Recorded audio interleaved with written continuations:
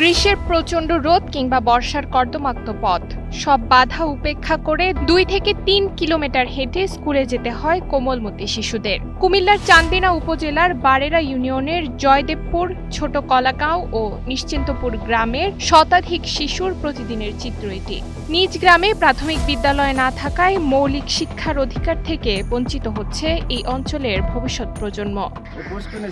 যখন আমরা জমি দান করি তখন দান করার পরে খুরশেদ চেয়ারম্যান এটা ভরাট করার লেগে আমার নিজস্ব এক জমিন আছে, ওই জমিতে মাড়িয়ে না এটা ভরাট করছে খুরশেদ আলমের পকেটের পয়সা দিয়ে।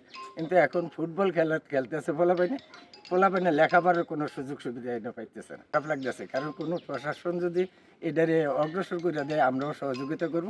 এটা যদি করে দেয় মনে হয় আমরা সবাই একটু আনন্দিত হব, খুশি হব। জায়গা দিয়েছি অনেক 17 সালে স্কুল দেওয়ার কথা ছিল, এখন পর্যন্ত কোনো এটার চলতেছে না। আমি এমপি মহোদয়ের কাছে আকুল আবেদন আমাদের স্কুলটা যাতে অতি শীঘ্রই হয়।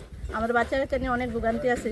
অথচ বিদ্যালয় প্রতিষ্ঠার জন্য 2017 সালে জমিদান করেছিলেন স্থানীয় শিক্ষানুরাগী ব্যক্তিরা। সরকারের বিদ্যালয়বিহীন গ্রামে প্রাথমিক বিদ্যালয় স্থাপন প্রকল্পের আওতায় জয়দেবপুর গ্রামের বাসিন্দারা প্রায় 33% জমি প্রাথমিক ও গণশিক্ষা মন্ত্রণালয়ের সচিব বরাবর রেজিস্ট্রি করে দেন। তৎকালীন ইউপি চেয়ারম্যান ফসলি জমি থেকে মাটি এনে স্থানটি ভরাট করেন, কিন্তু জমিদানের দীর্ঘ 9 বছর পার হলেও আমলাতান্ত্রিক জটিলতায় আলোর মুখ দেখেনি বিদ্যালয়টি। আমরা 17 সালে সবাই মিললা যে সম্পত্তিটা দান করেছি এখানে প্রাইমারি স্কুলের উদ্দেশ্যে।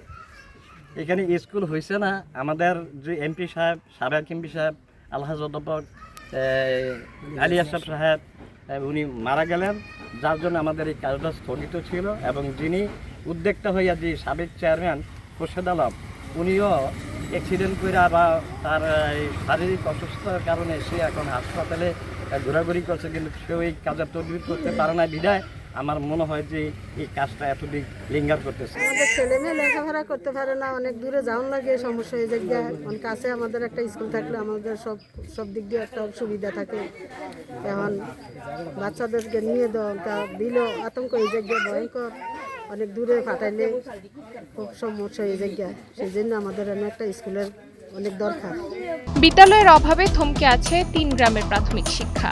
সরকারের সবার জন্য শিক্ষা স্লোগান বাস্তবায়নে দ্রুত এখানে বিদ্যালয় নির্মাণের দাবি স্থানীয় সচেতন মহলের। নুসরাত আলবিয়া, সময়ের আলো।